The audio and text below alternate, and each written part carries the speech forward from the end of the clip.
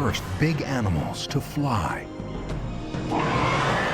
But their bodies were so bizarre, it's hard to imagine how they got into the air. They were pterosaurs, and they owned the skies for 150 million years. I'm blown away by these animals. Pterosaurs are probably the weirdest animals that live on this world. They are the closest things to living dragons the planet has ever seen. They're not birds, and they're not bats. So what in God's name are they? They're impossible animals. They're reptiles, and yet they're flying around. How on earth could these animals ever fly? And can they fly again? Now, join the quest to build one. Hunt for evidence that unlocks the mystery of their flight. Piece together clues that may lead to the largest creature that ever flew. Come face to face with the monsters of the sky.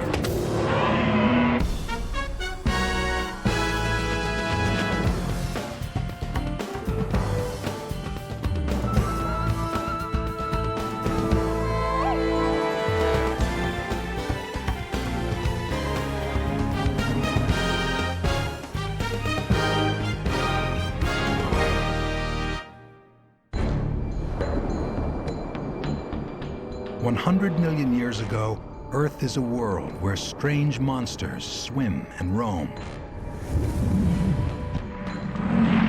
The planet is in the grip of giant reptiles. And the ancient game of hunt and kill plays out on a scale we wouldn't even recognize.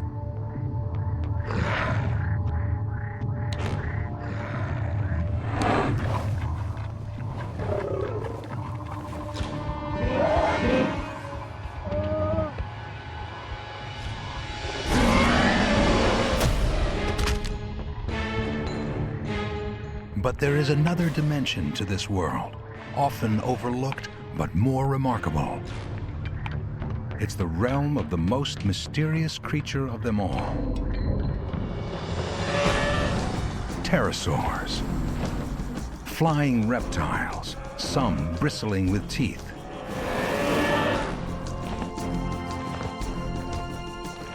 After insects, pterosaurs were the first animals to fly. They became a global air force.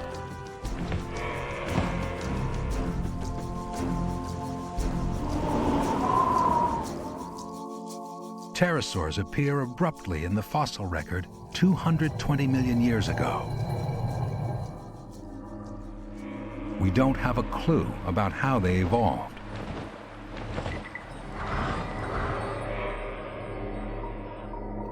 We do know that after they arrive, they spread around the globe, undergoing some of the strangest costume changes in the history of life.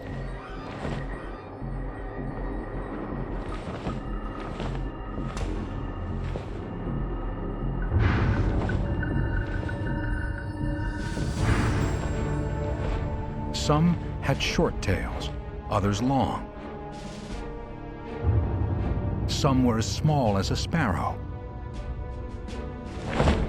Others were giants. Many were covered with something like hair and sported crests as if out of Mardi Gras.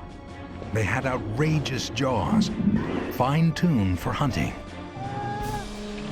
But for all their variety, it's flight that defined them. Somehow, these long-necked, gawky creatures not only figured it out, they perfected it. 220 million years ago, this skill set them apart from every other large creature. Birds didn't even exist yet.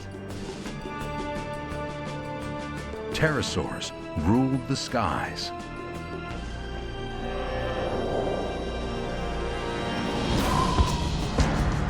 We're only just beginning to solve the mysteries of their reign. What was it like in the world of pterosaurs? How big do they really get?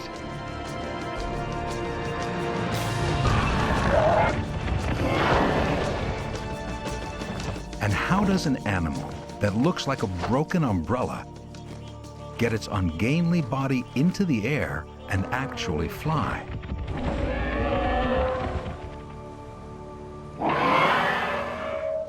Wow. Now, an unprecedented rush of fossil discoveries from all over the world is giving us answers.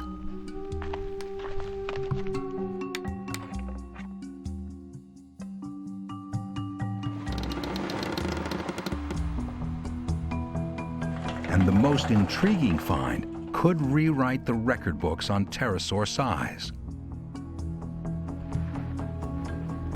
Paleontologist Dino Fry leads a major investigation of a recent discovery in Israel's Negev desert. He thinks this is a finger bone from a pterosaur of unprecedented and almost unbelievable dimensions. If Fry is right, there's only one other pterosaur that comes anywhere close. It's a colossus called Quetzalcoatlus, or Quetz for short. Discovered in Texas in the 1970s, it was the largest flying animal ever seen.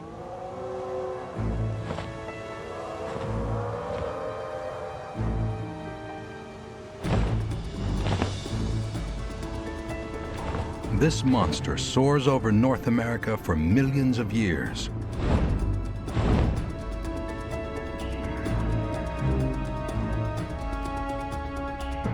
It has a wingspan of nearly 40 feet. Quetz is over 3 times wider than an albatross, the bird with the biggest wingspan, and even 5 feet wider than an F-16.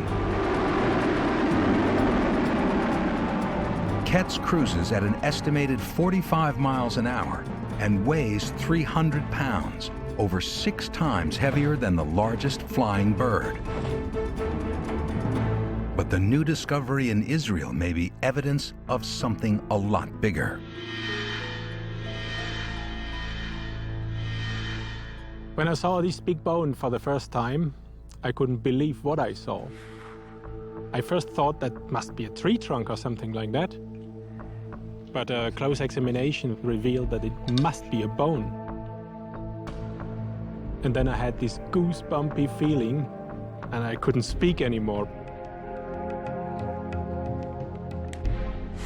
If this really is a pterosaur bone, and that's not an easy thing to determine, it would be from a new giant that would make Quetz seem like a Cornish game hen.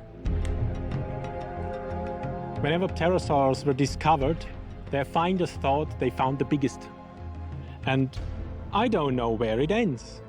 Makes it big. Finding out just how big it is will become a global detective story. And there's another investigation. One that's trying to figure out how pterosaurs flew.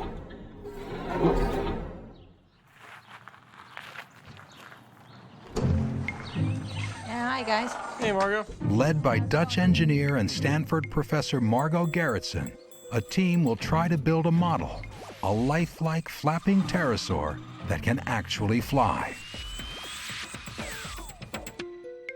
And there are instructions for building a pterosaur. They're written in stone. You have to get everything from the fossil record. So it's fascinating to try to put it all together like one big puzzle. It was a beautiful design, something that's extremely hard to duplicate. It's going to be real challenging, Paul, because if you... To figure out how pterosaurs flew, we will have to understand the strength of their bones and how they moved. The shape and construction of their wings, and how they flapped to create lift and thrust to power their flight. The Stanford model is at an early stage, more airplane than animal, but it will become realistic. As the team first builds it, 5, 4, and then tries to 3, keep it in the air, 2, 1. Here we go.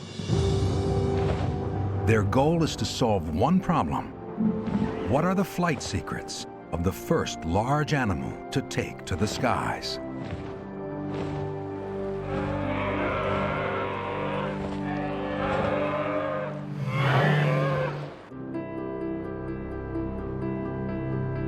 We used to think that birds and bats were the only big flyers in the skies. But a strange discovery near Solnhofen, Germany, shattered this myth.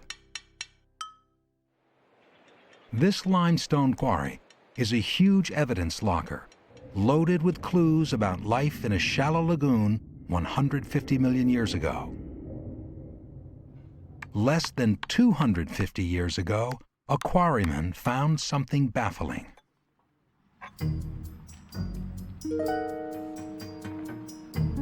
What was it? Naturalists of the 1700s fumbled for explanations based on familiar creatures. Some thought it was a type of duck. Others believed it was a kind of bat.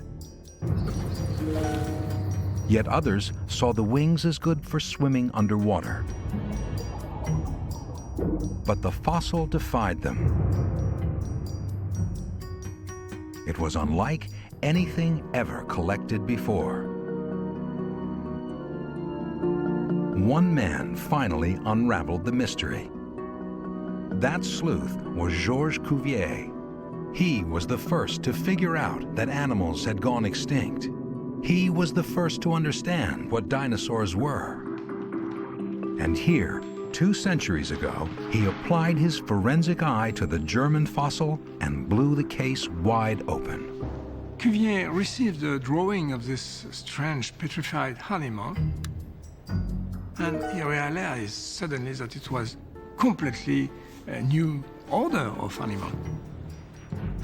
It was a new branch on the tree of life. Cuvier spotted a tiny bone in the jaw that's like those found in only one kind of animal. Somehow, the weird winged creature was a reptile. What was a reptile doing in the sky? You have a reptile flying. This was completely surprising.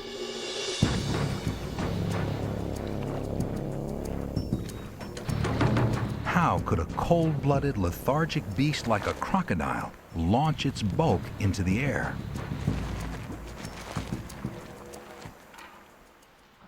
Cuvier found the answer in the hand. A single finger had grown enormously, enough to support the wing. Cuvier called the creature Pterodactylus, roughly wing on the finger. It was a revolution in biology.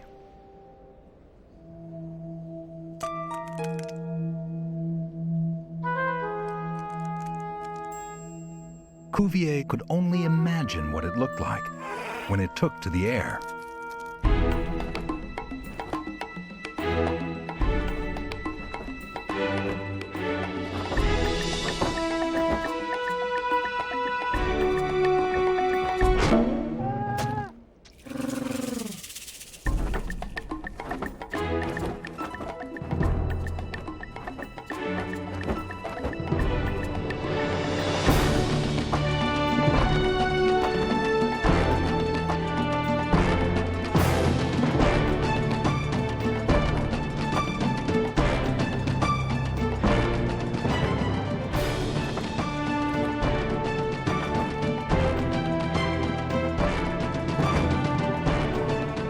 For 200 years, we've known that pterosaurs flew, but only recently have we started to figure out how.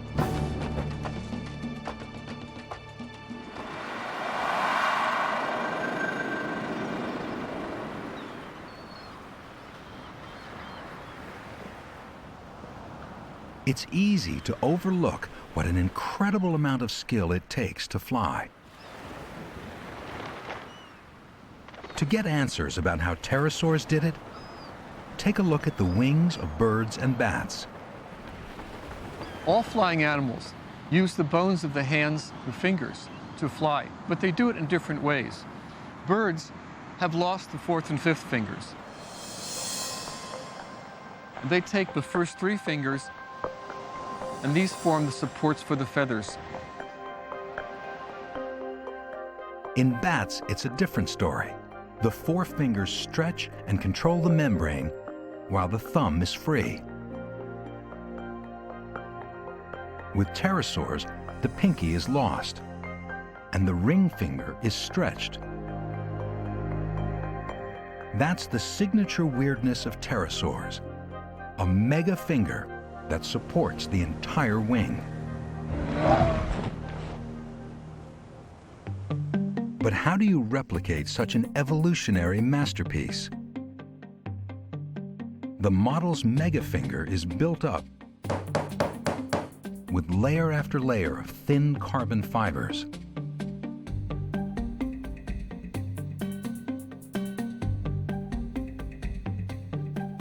It's then wrapped with Kevlar tape for extra strength.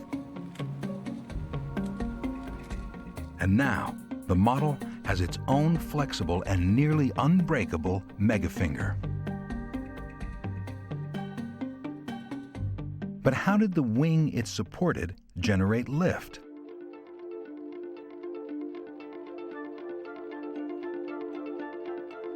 There's a striking similarity between pterosaur wings and the sails on racing yachts. Air rushing over the curved sail moves a boat forward. Turn that on its side, and you have lift from a wing. Now we can calculate the lift of any pterosaur, whether the size of a sparrow or the size of a jet.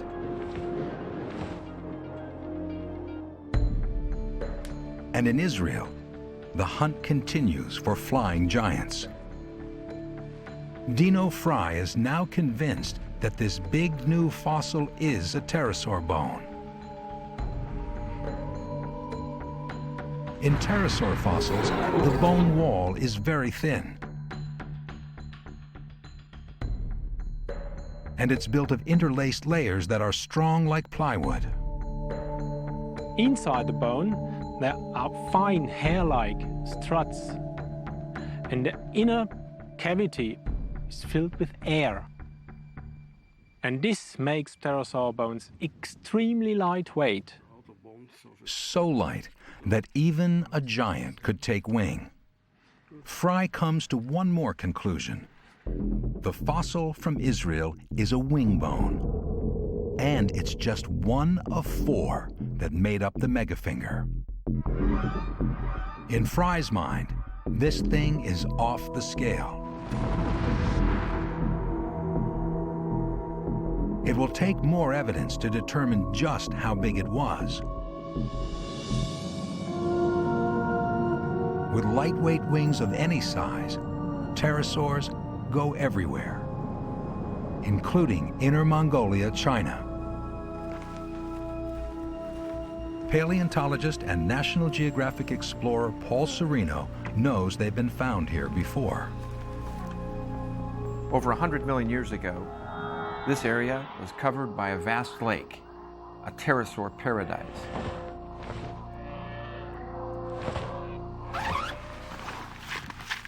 Since pterosaurs are best preserved near water, Serino looks for traces of them in the ancient lake bed, which is turned to rock.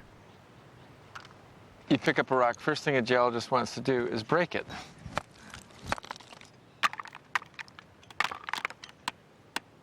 Every rock could reveal a key event in the life of a pterosaur. You can see individual events that probably represent storms on an individual day 110 million years ago that covered up animals that died earlier that day and maybe the day before. Hey, Paul, we got a fish. Take a look at this. Ha! He'd like nothing better than to find a pterosaur fossil. Little fish there. But he's only finding pterosaur prey, fish. Still, it's one more clue about this baffling flyer.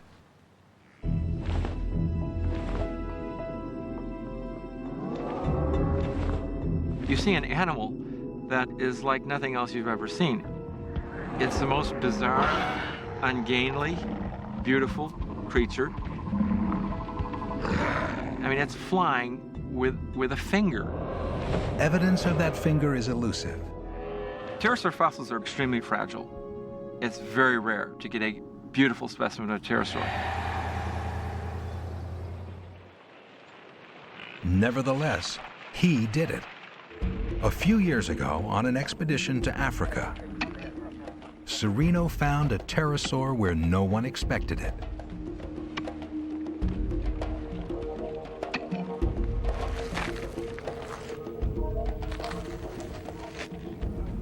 And every once in a while, you walk into an area and you find something that could take years to find. It's a pterosaur bone, probably a wing bone.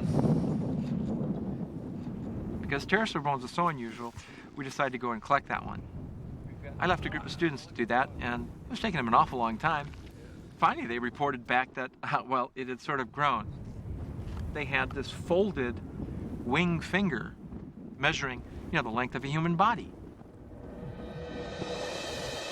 So I was missing this end, but this end. Pterosaurs are virtually unknown from Africa. There were just bits and pieces recorded, and it really was an incredible discovery.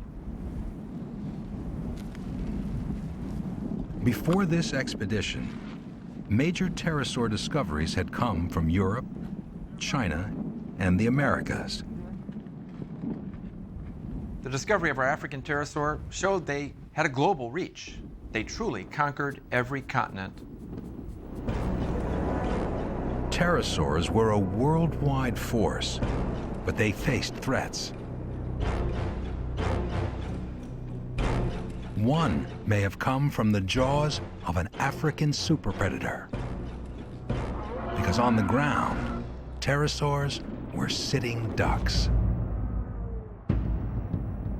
When Sereno found his pterosaur, he also found fossils of a heavyweight predator called supercroc. This is Sarcosuchus, the giant crocodile of... Its jaw alone measured over 6 feet. One huge skull.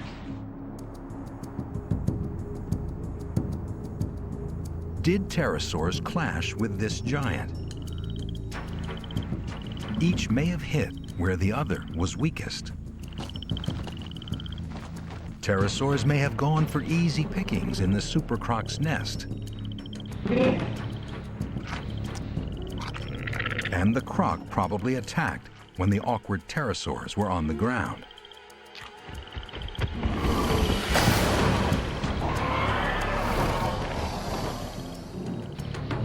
Investigators recently unearthed evidence of a similar conflict, the first ever discovered. A fossil find in Canada may show that pterosaurs tangled with dinosaurs.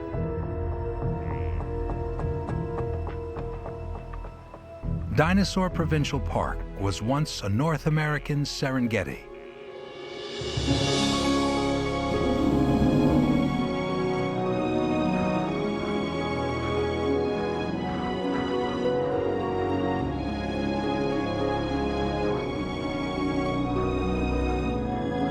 Here, pterosaurs tried to stay clear of danger on the ground.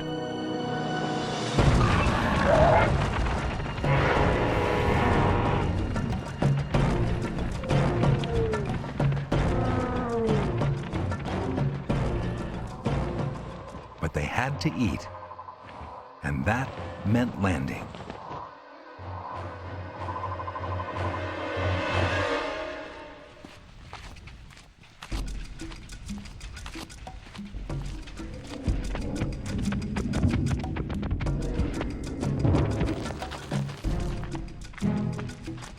Eons later, a fossil hunter found hints of what may have been one pterosaur's last landing. I walked around a corner and took a couple more steps and looked down, and there was this long, skinny bone. And I'm like, this is interesting. Interesting because it was part of a pterosaur's megafinger. And fragile pterosaur fossils don't last long in the open air. Not only that,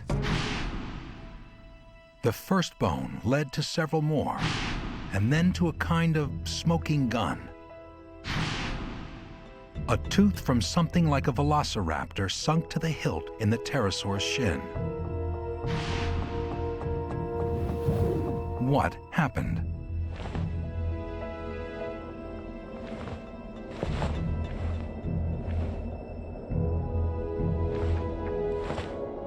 Below the pterosaurs, raptors were constantly on the hunt.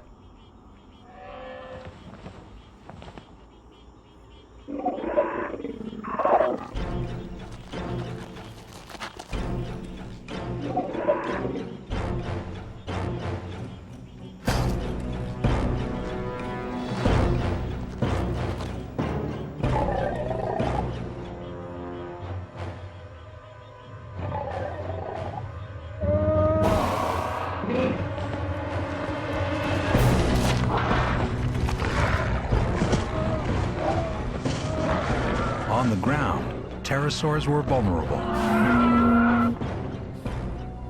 Their power was in the air. Flying was their ultimate survival tool. Pterosaurs dominated the skies, and they did this for 140 million years, which is a tremendously long period of time. Primarily they did this because they were the first to get into the skies. Before birds evolved, pterosaurs had the skies to themselves for 70 million years. They spread across the globe and morphed into a wild variety of forms. Aside from the power of flight, they had another thing in common. Pterosaurs were incredibly effective predators. They could gobble up almost anything they could find. Their jaws tell the story of what they ate. We know of a lot of pterosaurs have no teeth in their jaws. It's quite possible that they were scavengers, and perhaps in some cases they fed on the bodies of dead dinosaurs.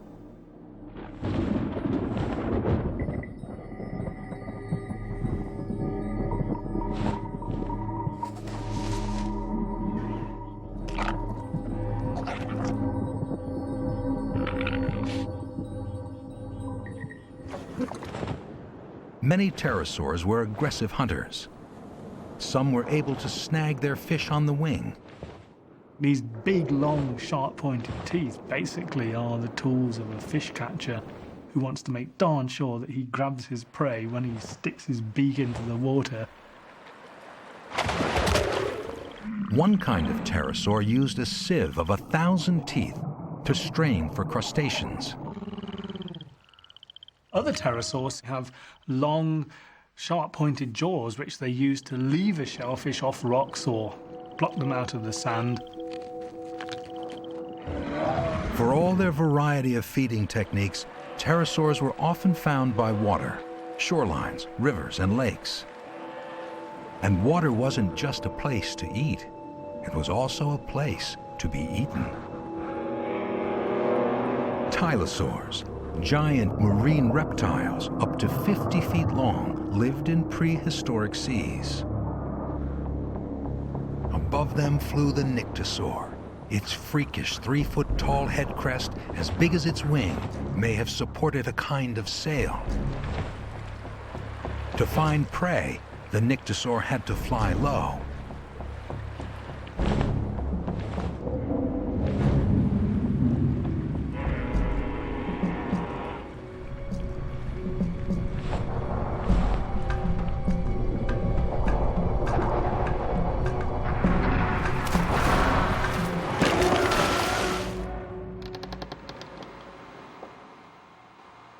To understand how pterosaur bones work together for flight, Margot Gerritsen needs more facts. So she visits Paul Serino's lab with model team member Jim Cunningham. The first bone we found led to another one, and it led The to mega finger of Serino's African find contains vital clues.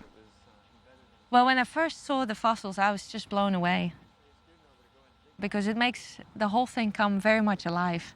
this joint here, right at the articulation of the wing finger and the wrist, are really key areas for your model, I think. And some of the These bones look very fragile, but then you look at the structure, and it is incredibly beautifully designed and gives the pterosaur bones a lot of strength. These demanding specs are what Gerritsen will have to copy in her model. So now for us, when we start building the replica, it's really important to know the movement that the pterosaur could have had in the arm. Mm-hmm. And so do you have any ideas about that, when the movement in the wrist or the elbow? Well, you know, when these bones are buried, you don't want to lose any clues, so we kept the bones in the original position where they... For the model team, handling these bones conjures up the living animal they'll try to mimic.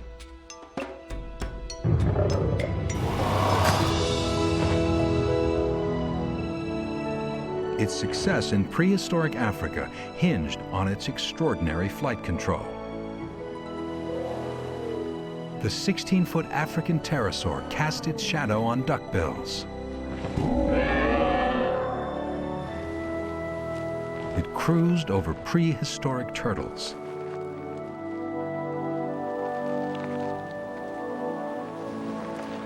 And with every skimming flight over water, it risked being torn from the sky.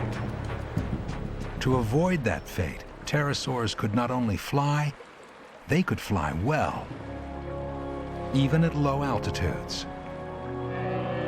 We have evidence of these aerial skills, and not from a new fossil wing, but from ancient tracks preserved in stone.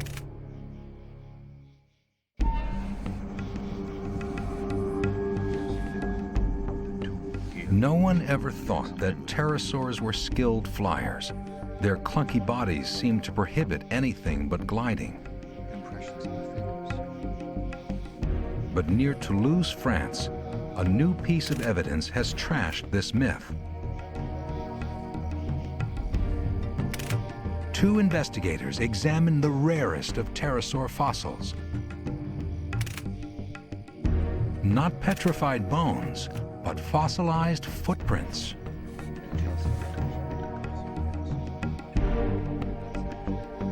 It's a unique site in the world. This is the first site that actually preserves pterosaur tracks that everyone agrees are pterosaur tracks. One set of footprints here is as vivid to trained eyes as a series of flash photographs.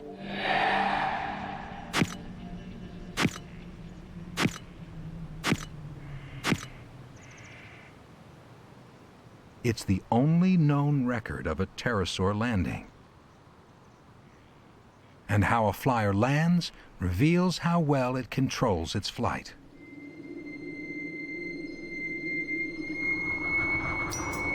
Strong thermals in this area attract another flying species, one that only recently discovered the secrets of flight.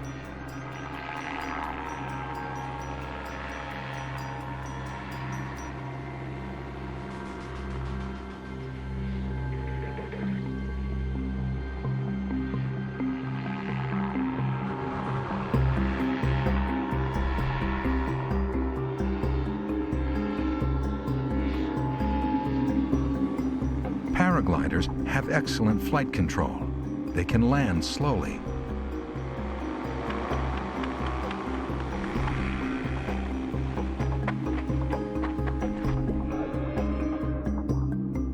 What about pterosaurs?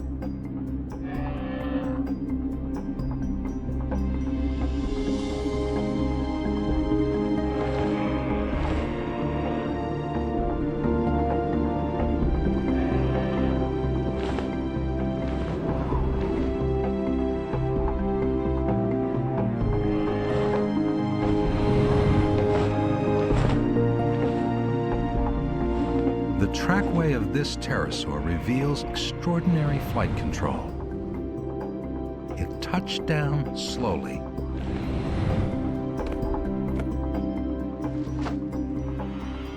We're going to see the animal land like that with the claws this way. So he's landing here and moving forward like that. Then landing again in these tracks here, these two footprints. And then for the first time, the hands come in and they land there. Weirdly, pterosaurs have hands halfway down their wings. While standing, they bend their megafingers up and back.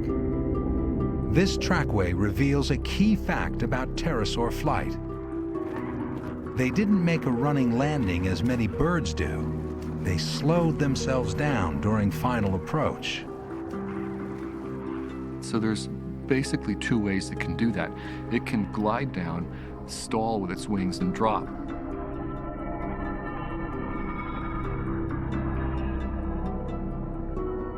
Or it can come down, flap its wings to slow its descent, and land very gently. We're not exactly sure how pterosaurs did it, but it looks like they were pretty capable of flapping their wings to slow down like that. So pterosaurs used their wings as brakes. They weren't clumsy flyers after all. These are animals that flew very well and were very adept in the air. The unique landing track also helps solve another mystery: how pterosaurs walked. On two legs, like a bird. On four legs, like a bat. Or did they scoot on their bellies, like penguins?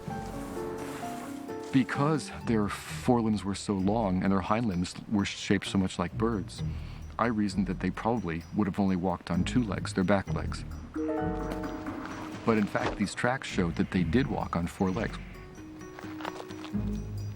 You're wrong all the time in science, that's all right.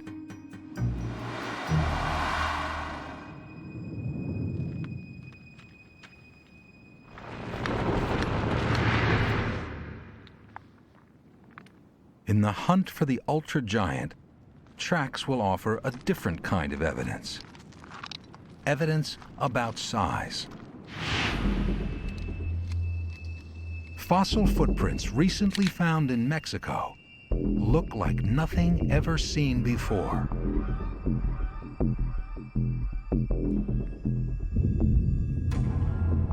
When we saw these footprints, we could not believe what we saw. We saw footprints of a gigantic flying reptile. The first reaction, we just stood there, and we stood there with our mouths agape. Nobody could speak, actually. What we saw, we both thought, oh, that's the biggest pterosaur footprints ever. Fry's understanding of the tracks will be controversial. Prehistoric footprints can be hard to interpret. A footprint is not simply the shape of the foot that laid it. It's also what condition the ground was, and it's also the kind of motion that an animal makes. The Mexican tracks have a very elongated type of footfall.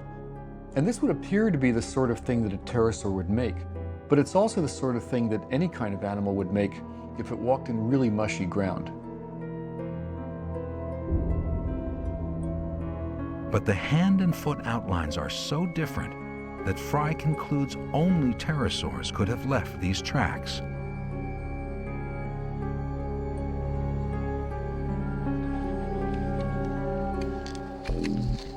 The first thing we did, we measured the size of the feet and the hands and the stride. Each print is 2.5 feet long. That's a size 72 shoe. But the wildest part is yet to come. At first, it looks as if one print is following another, but Fry thinks these tracks are only those of the left hand and foot. The right prints lay buried nearby. That would mean this thing has a stance nearly 15 feet wide, about the distance from the free throw line to the backboard. The evidence suggests the hip of this monster is just about as high as a basketball hoop. To Fry, the case for a record-breaking giant is coming together. But where does the huge fossil in Israel fit in? Is it somehow connected to the Mexican trackway?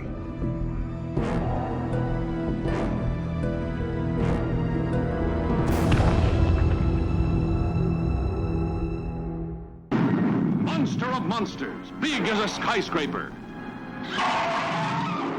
Ever since we figured out what pterosaurs were, they've been living large in our imaginations. Look out! They've seen us! But one man was more obsessed than most. aeronautical engineer Paul McCready. He's known for inventing weird flyers like the Gossamer Albatross, the first human-powered craft to fly across the English Channel.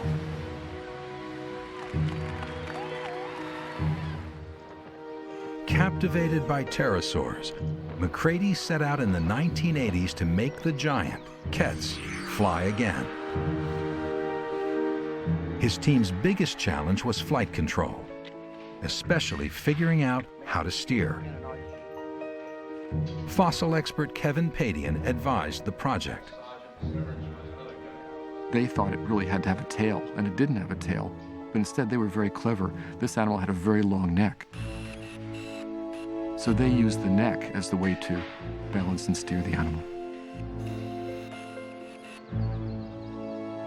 But that's not how real pterosaurs did it.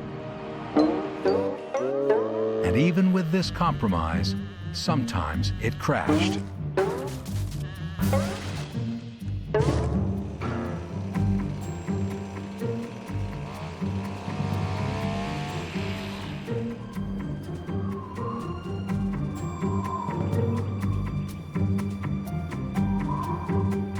They're able to get it off the ground, get it up in the air. It was fantastic at the time. We now know pterosaurs mostly relied on their incredibly sophisticated wings for steering. McCready's wings weren't up to the task. They were an unlifelike, rigid carbon fiber. His solution to flight control was aeronautical. He created an airplane in pterosaurs' clothing.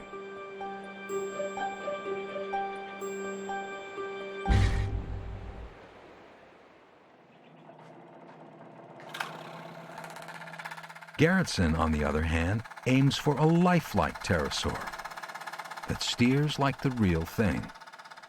Really what's helping us most is that we know a lot more about pterosaurs. Because lots of fossils have been found, we know much more about how they were built. Take the head. Fossil evidence shows that pterosaurs like this flew with their heads angled down, not parallel to the ground as McCready's model did.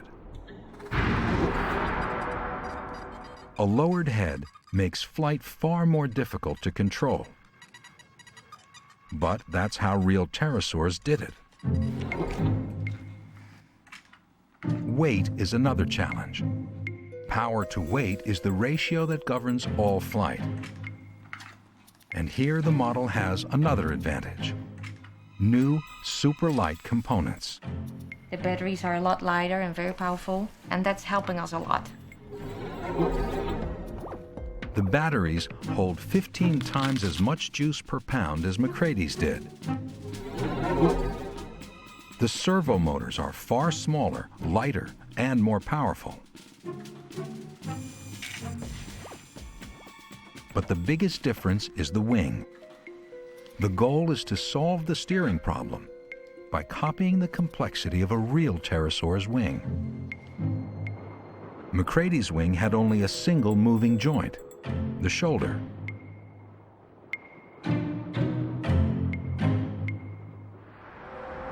This wing has 5 joints.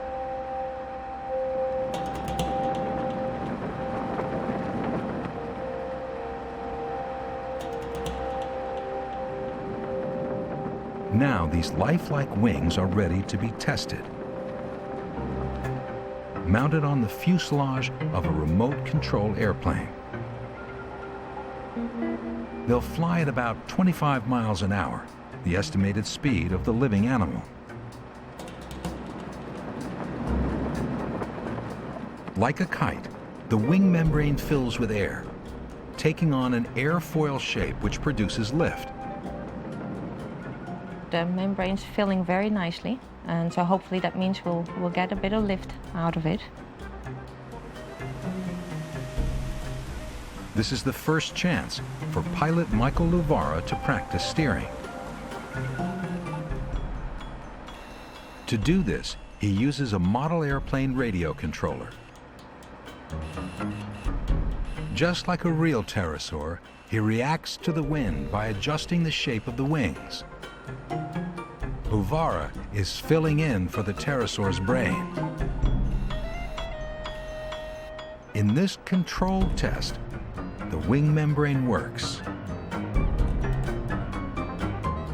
But untethered, up in the sky, will it fly like the real thing?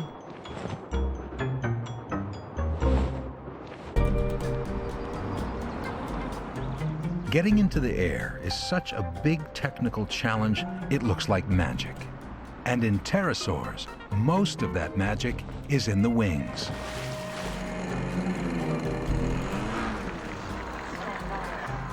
At a runway for remote-controlled aircraft, the model's wings are about to be tested. At this stage, though, the model is only part pterosaur. It still needs an airplane tail to steer, and it uses a propeller for takeoff. It may look crude, but it boasts one of the most sophisticated wings ever built. Based on clues from pterosaur fossils, there are 5 movable joints inside the wing for steering. The shoulders rotate. They can also sweep forward and back. The wrists can also rotate and sweep, and the wing can bend at the elbow. Now the object is to experiment with them. That's the one thing that we're trying to figure out with this replica right now. Which of the joint motions are really critical for control?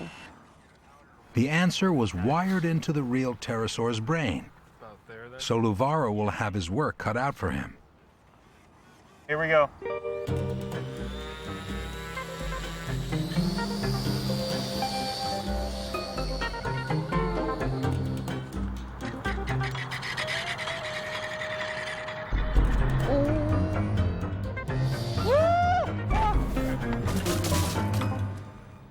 It flew though. Wait a second. That servo might be locked. This one's still high. No, not.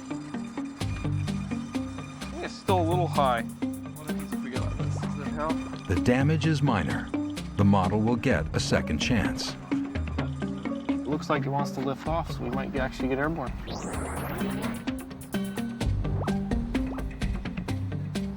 Constant tweaking is what it will take to fly like a pterosaur. It is a challenge. It's certainly like flying a ball, and you got to keep on trying balancing on top of the ball. Something wrong with the elbow, so that's better. Okay, here we go.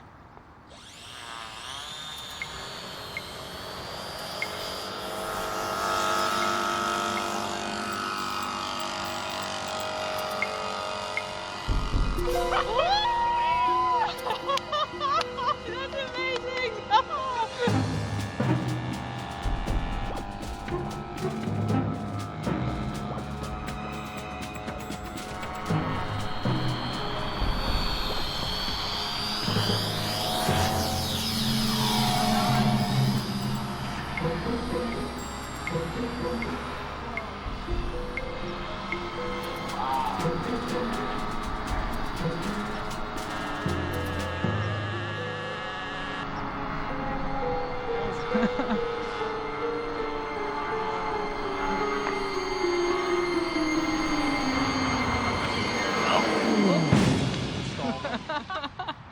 Oh well. Luvara couldn't react quickly enough to keep the model in the air. I would have loved to make it all the way around, but I think we need to do a little more work. Oh my goodness. Still, it's a breakthrough. Never before has such an adjustable, lifelike pterosaur wing flown. Something's loose here. I think we But what will happen when the model becomes even more realistic? Okay. A living pterosaur had a big, meaty head. The animal didn't just glide, it flapped its wings. And the wing membrane itself was much more complex than the single layer of sailcloth tested today. A critical discovery will radically alter the model's wing. bringing it closer to the real thing.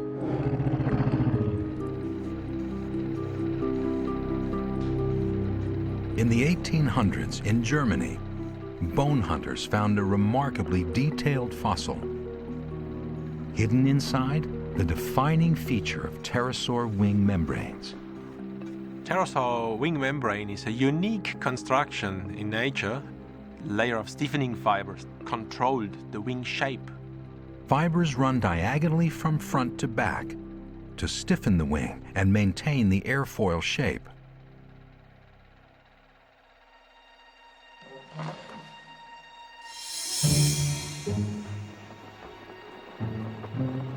No other flying creature uses this technology. If pterosaurs owned patents, this would be a gold mine. But how do you mimic that?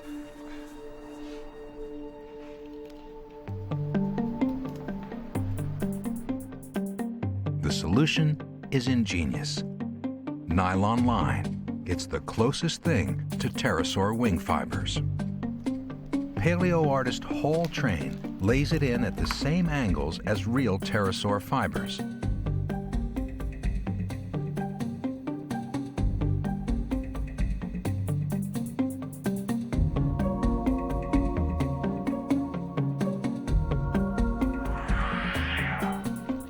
The fibers give a ripstop-like strength to the wing membrane.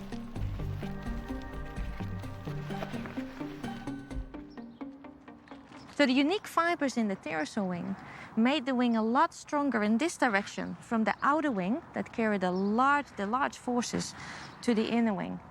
And that allowed these large forces to be transferred to the upper arm, and that was extremely strong in the pterosaurs.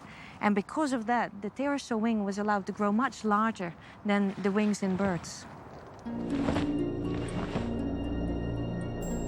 These small fibers may be one of the critical features that allowed pterosaurs to grow to be giants.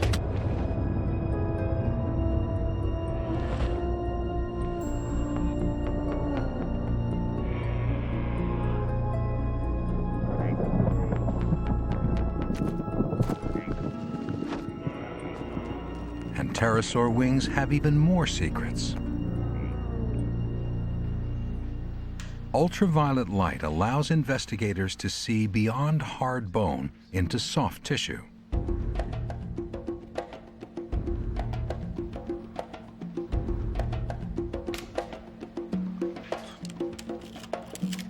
If we look at pterosaur fossils under ultraviolet light, we see structures we never dreamed about.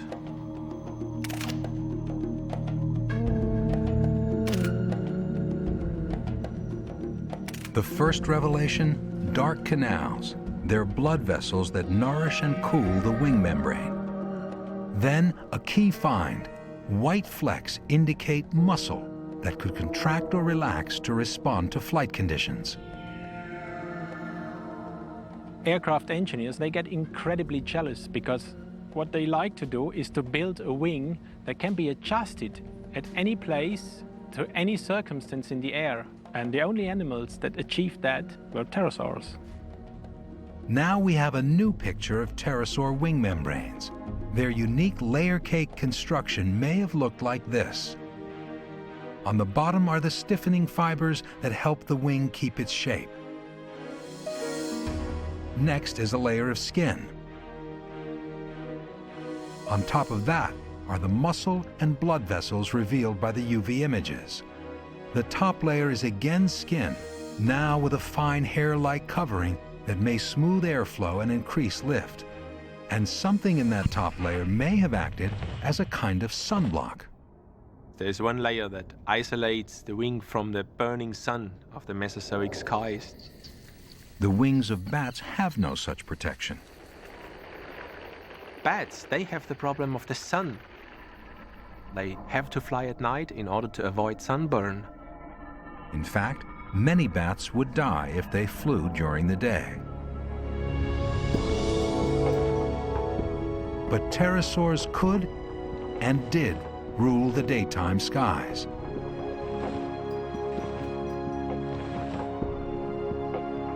With each new discovery, pterosaurs defy our expectations. And a recent find offers yet another twist. Pterosaurs didn't need practice to become amazing flyers. They were born that way.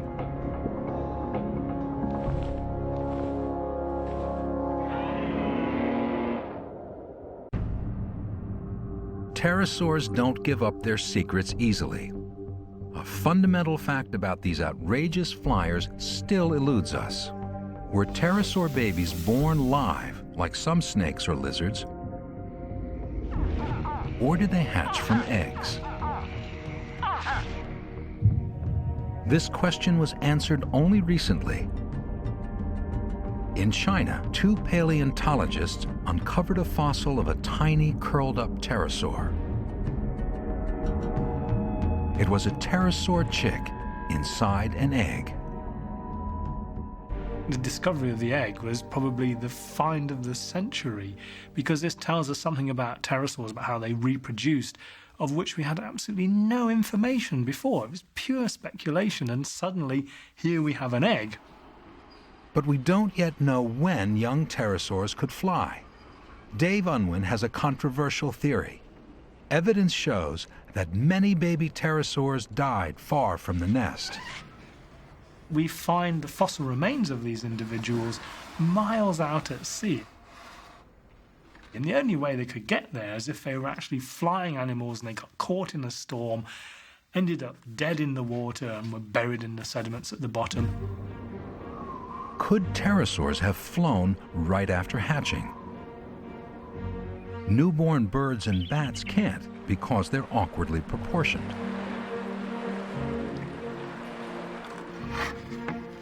To prove his hunch that pterosaurs could take wing right after birth, Unwin needs more evidence.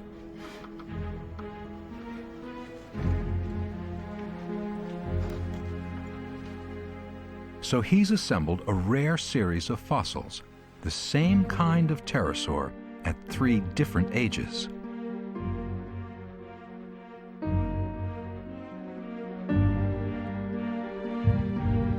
He measures the length of the bones that make up the arm, then those of the megafinger.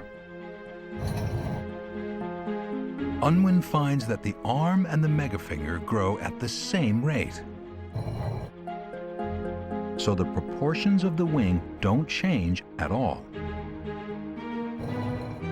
As a check, he measures bones that have nothing to do with flying, like the beak. These proportions change, so only the flight-critical bones keep the same ratio. The evidence about pterosaur hatchlings now comes together. They have all their forelimbs, they have their wing membranes. These tiny little pterosaurs could fly.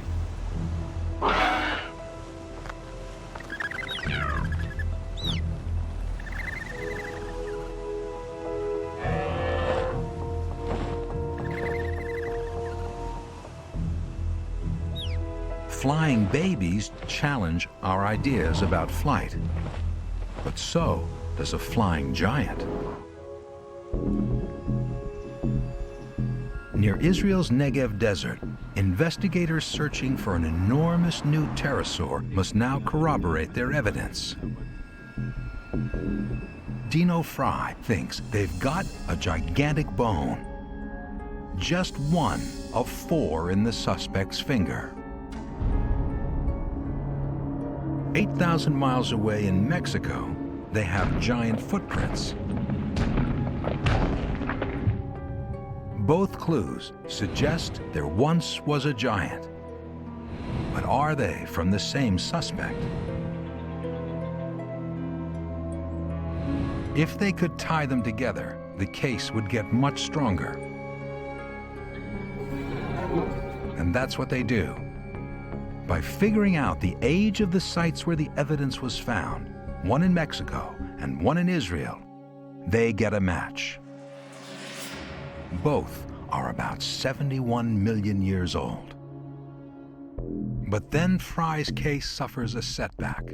A new test shows the big fossil from Israel isn't the evidence he thought it was.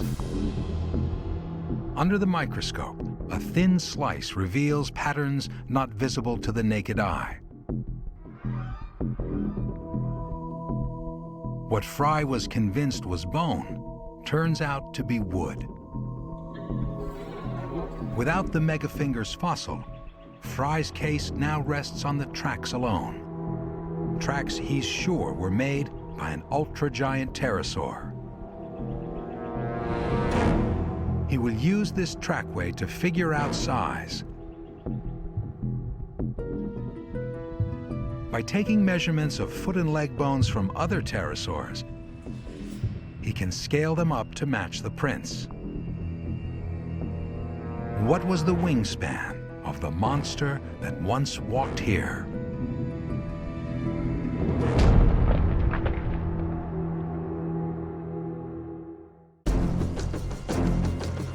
In the quest to understand pterosaur flight, investigators have zeroed in on a weird appendage, the tail.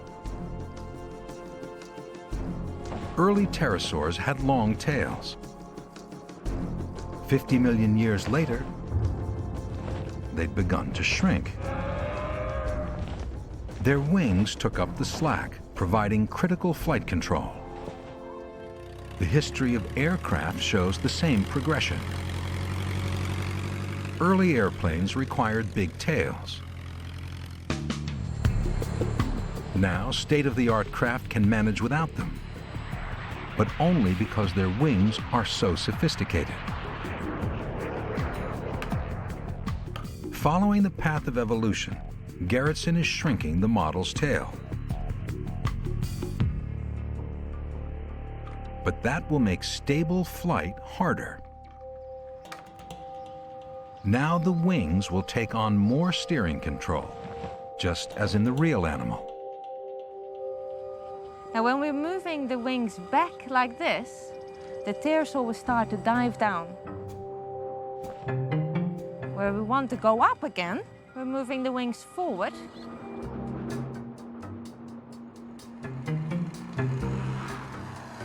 Airplanes climb and descend in a completely different way. You have a horizontal part on the tail called an elevator for up and down control. You have wing flaps, and those help you turn left and right. And those are used along with the rudder on the tail, which is a side-to-side motion. But for a pterosaur without much tail, turning is more subtle. To turn, we use twist of the wing. This would be a right turn. We're moving the right wing down and the left wing up. And when we do that, it will make the pterosaur bank like this through a turn. And if we want to go left, we do that same twist the other way around.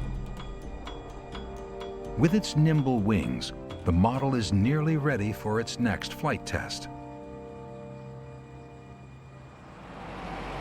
But its body isn't finished evolving.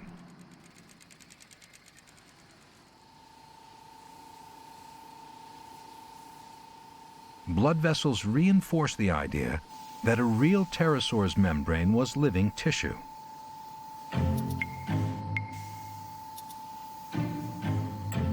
Another addition is more than cosmetic.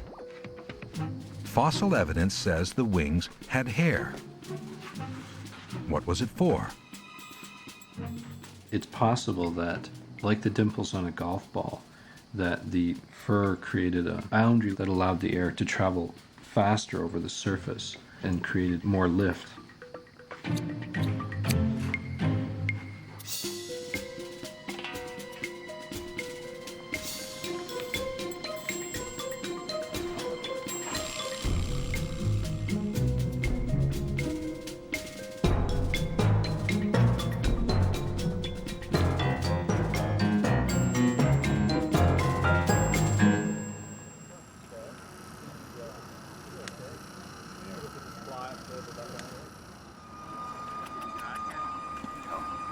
It looks so real.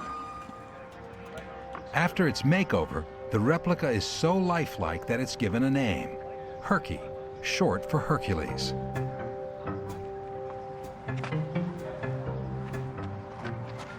And now Herky gets an accessory. It's something real pterosaurs never evolved or needed, a parachute.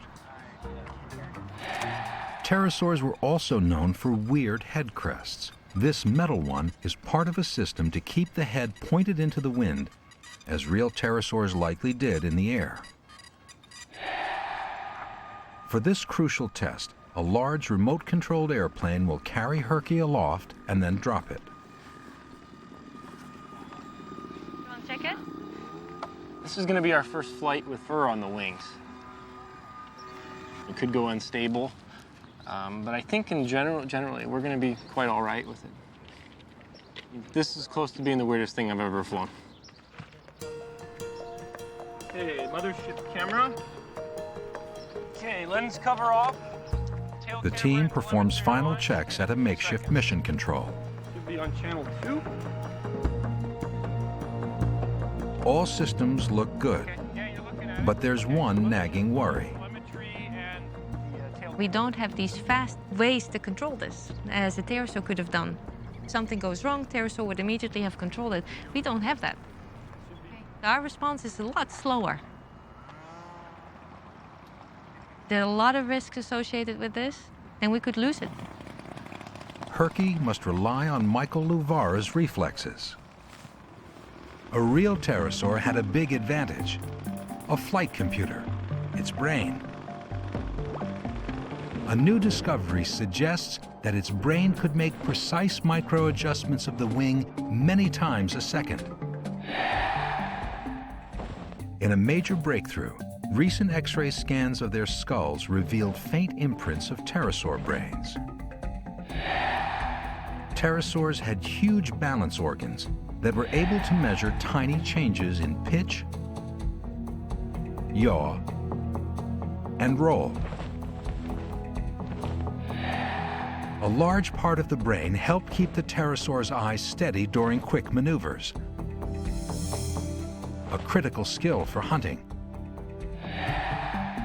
Controlling flight also requires gathering data from the wing as well as from the arm and leg joints that keep the membrane taut. This information was analyzed by another processor that was the core of the flight computer.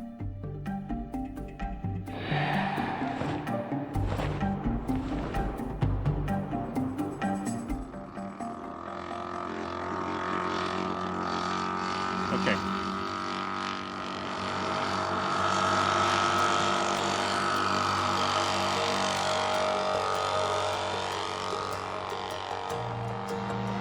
Looks good.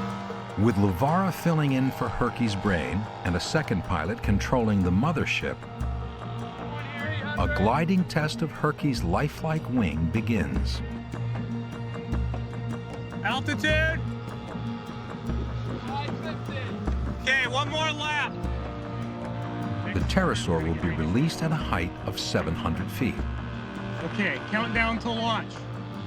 5, 4, 3, 2, 1. now.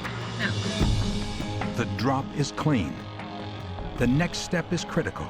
The head, pointing straight ahead for takeoff, must be angled down into the realistic position.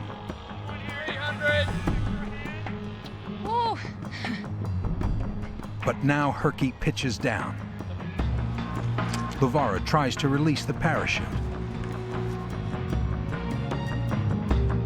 It doesn't respond.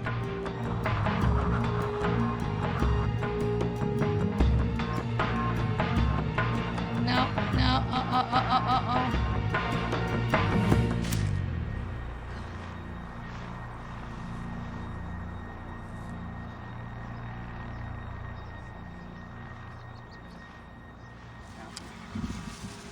Didn't have enough control.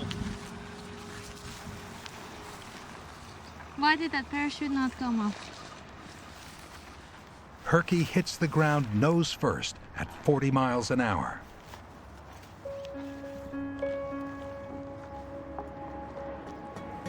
They thought they'd copied every detail, down to the hair on the wings.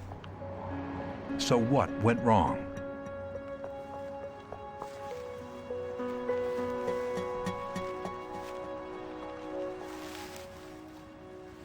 Herky was built in 1 year, but it took nature millions of years to perfect real pterosaurs. That's because flight is one of the toughest skills an animal can master. Does Herky have the right stuff?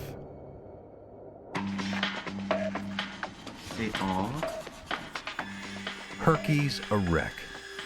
You broke the neck. $500,000 of technology and a year's work are in jeopardy. The servo mount for the right pitch is broken. Why didn't Herky fly like a real pterosaur? The postmortem reveals 3 problems. The first was a pterosaur brain malfunction. Luvara pushed one of his controllers in the wrong direction. Yeah. Next, the fur undercut Herky's ability to glide.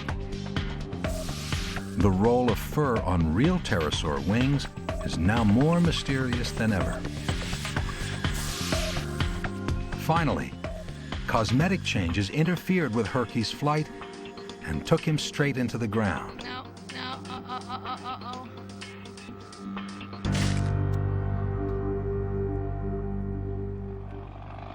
Herky is patched up and rebalanced.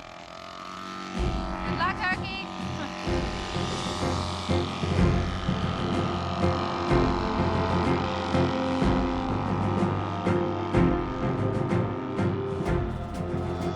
Okay, wings are full forward. Keep going. It's just lifting like crazy. Start your right turn. That would be good on, for the launch approach. That would be great for me. Tell them we're keeping climbing. Keeping climbing. Climbing. That's a good right there. Okay, don't dive. 5, 4, 3, 2, 1. There it goes. Okay, head on. Finally, Herky flies.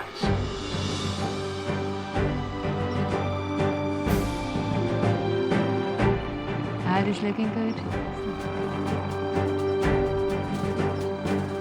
Heads down.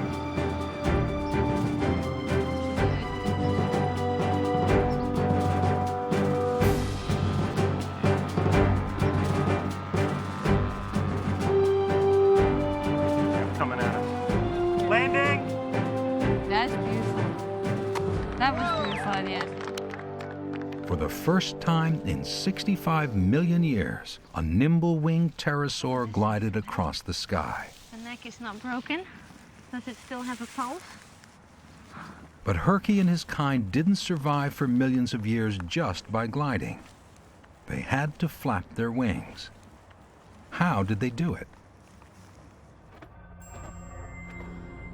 The answer again comes from birds and bats. They're the only 2 large animals alive today that can carry out a special wing motion that keeps them in the air. It's called the flight stroke. If you want to get up in the air, you have to do a certain kind of motion with your arms. And you can't just flap like this, it doesn't work. It actually requires a stroke that's down and forward, up and back, down and forward, up and back. Despite differences in their wing construction, birds and bats have similar flight strokes. But what about pterosaurs?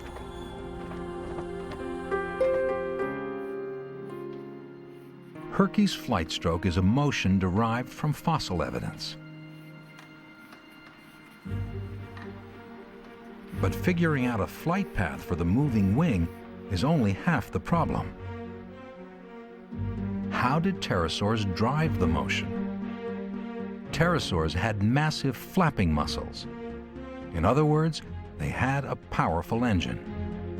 I was looking at the structure of the pterosaur forelimbs and the hind limbs and could see that their wings were very strong. They were very powerful wings. They had big muscle attachments, and they could make what we call the flight stroke.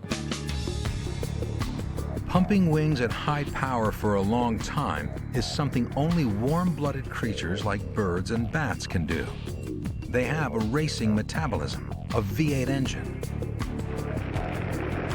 Taking to the air requires a lot of energy, and it requires sustained energy. If you want to stay up in the air, for safety's sake, you better be able to have a good energy reserve. Otherwise, you run out of gas and fall down in the middle of a big flight. It's not good for you. But pterosaurs were reptiles, and all living reptiles are cold-blooded. Were pterosaurs warm-blooded reptiles? We can't take the temperature of a pterosaur, but we can determine how fast it grew. And fast growers tend to be warm-blooded. If you look at the fine tissue structure of an animal's bones, you get a sense of how fast they're growing. That tissue is laid down differently in slow-growing and fast-growing animals. Cold-blooded animals grow slowly, and the signature of this low-energy lifestyle is engraved in their bones. They don't have a lot of blood vessels to fuel growth. The bones of pterosaurs look completely different. They are jammed with blood vessels that feed fast growth. Their bones show the same kind of tissue structure we see in fast-growing animals. That's very difficult to imagine doing without being something like what we would call warm-blooded today. And there's one more convincing clue. It's a fossil of a pterosaur that had fur not only on the wings, but also on the body. Discovered recently in Inner Mongolia, it comes from an animal with a big motor. Only a warm-blooded beast needs fur to conserve heat. They're burning energy like mad, and they're able to burn that energy in bursts when they really need to. Something about that kind of lifestyle requires a physiology like a bird that is burning fast and hot. Maybe pterosaurs would have felt warm if you touched one. They were everything but like today's reptiles.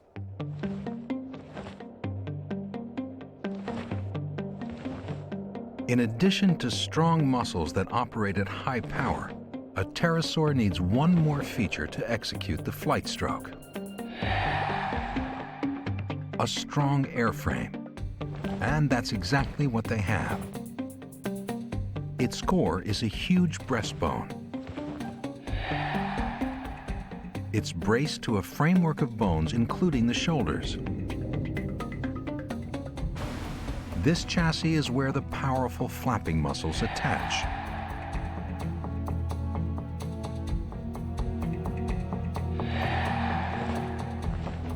This design of muscle and bone makes up the pterosaur's engine. So how will Herky evolve something like that? The flapping takes a lot of power. And there's a big wings, and it's flying at high speed. So we need a big motor. But the motor adds weight. An analysis of the last flight showed Herky was already heavy and descended too fast. Why? All this cosmetics that we put on actually took us back in flight ability. The elaborate head weighed too much. So Herky gets a lightweight replacement. And there's another problem: the paint they applied to the wings.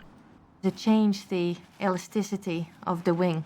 And so what we had to do is to go back to material is still as stretchy as we really needed it. So to fly more like a real pterosaur, Herky has to look less like one. Shaved and in fighting trim, Herky evolves from glider to flapper. On a 300-foot steel cable, Herky gets his first chance to try out his flight stroke.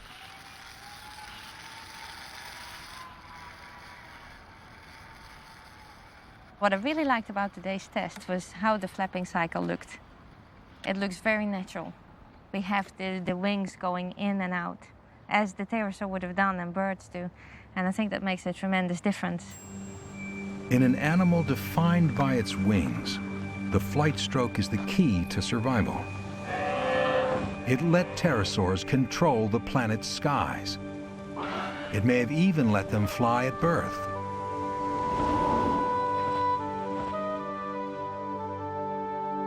Along with a megafinger and a layered wing membrane, it's an essential secret of pterosaur flight. It may explain how these animals evolved into one of the planet's most skilled flyers. And it may also help explain the stunning results of the investigation into the largest animal that ever took to the skies.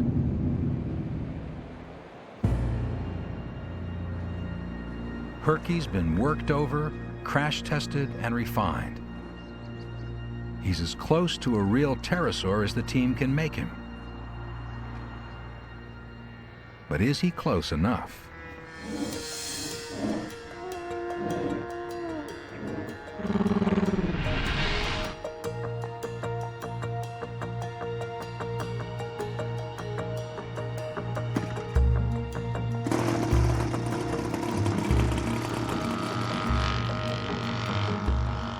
Wing finger and a prayer, Herky takes off for the last time.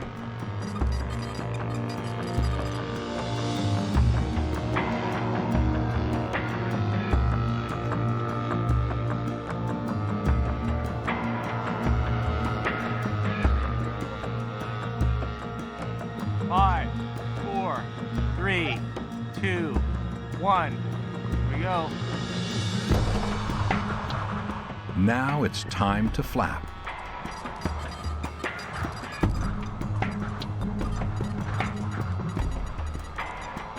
After a single flight stroke, the wings jam. Herky's engine is too weak. He can't even get his wings back to level. Lavara bails out. It worked. 50 feet, 40, 20, touchdown. No, it doesn't look too bad. I think the parachute saved us. Yeah. Turn it off. I think we lost our clutch and gearing. Oh, that's it. Yeah, look at that. That's why it didn't flap. I think we were spinning the motor with nothing. Yeah, the whole clutch system came apart. How about that? Oh, that explains a lot. Well, It turns out that Herky was a runt. Yeah. Later calculations revealed that his flapping motor had only half the power a real pterosaur would have had. Still, Herky's wings help rewrite the book on pterosaur flight. I'm really proud of the design of the wings. We built a wing that behaves beautifully in gliding flight. We can control the shape, and by controlling it, we can steer the pterosaur. So that's been fantastic. But the real animals set an almost impossibly high standard. It was only by building Herky that we figured out just how skilled they were. They had the right stuff for flight, and they used it to conquer the globe.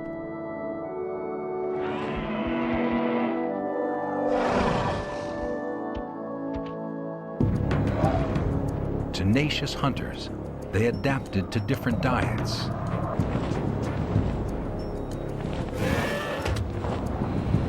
Filtering, probing, scavenging, and in a tour de force of flight control, grabbing fish on the wing. They were quite amazing.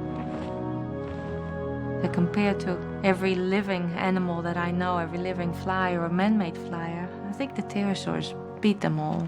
In his hunt for a giant, Dino Fry now compares the sizes of footprints with fossil pterosaur bones and reaches a stunning conclusion. It became clear that there were pterosaurs that have a wingspan of more than 70 feet, which is simply unbelievable. Fry thinks it may be the largest creature ever to fly.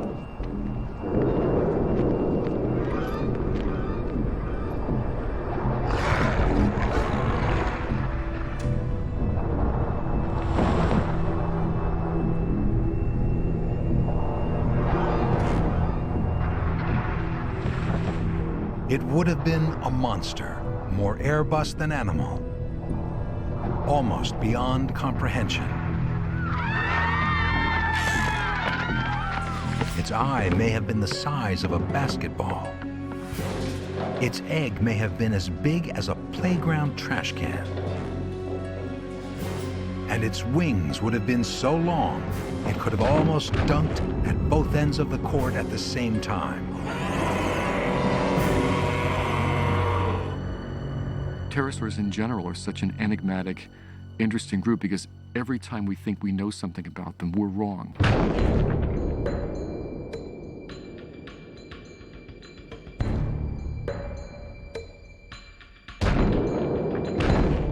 As a pterosaur is scaled up to gargantuan size, weight goes up faster than power. And this may give us an idea about how the ultra-giant would have flown. If you're that big, you're certainly not going to be actively flapping for very long at a clip. Anything that big is going to have to be soaring most of the time. So, how could such a giant have fueled its flight? Most likely, they only could collect food, which was easy to get. In other words, pretty much anything that crossed its path. That must have been so impressive, and I can't describe you what I would do to see that live.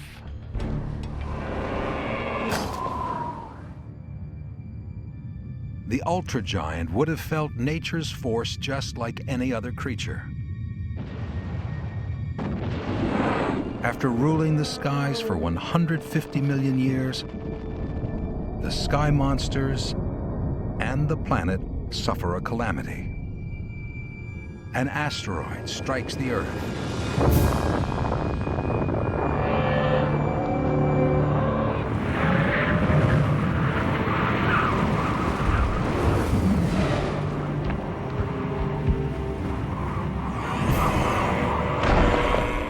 By one theory, the aftermath wipes out the dinosaurs.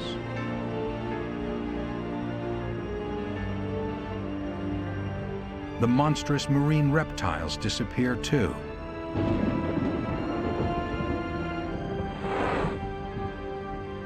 And pterosaurs, master flyers, are gone forever.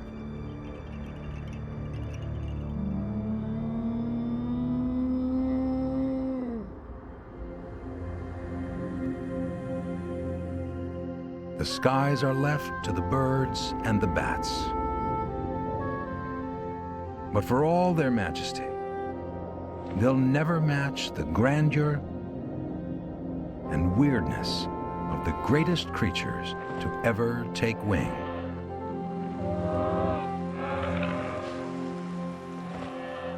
Dragons, of course, are fantastical creatures. Jaws full of teeth, huge wings. These, of course, are myths, never existed, but there were creatures who had all this. They were huge, they had big teeth, they had claws,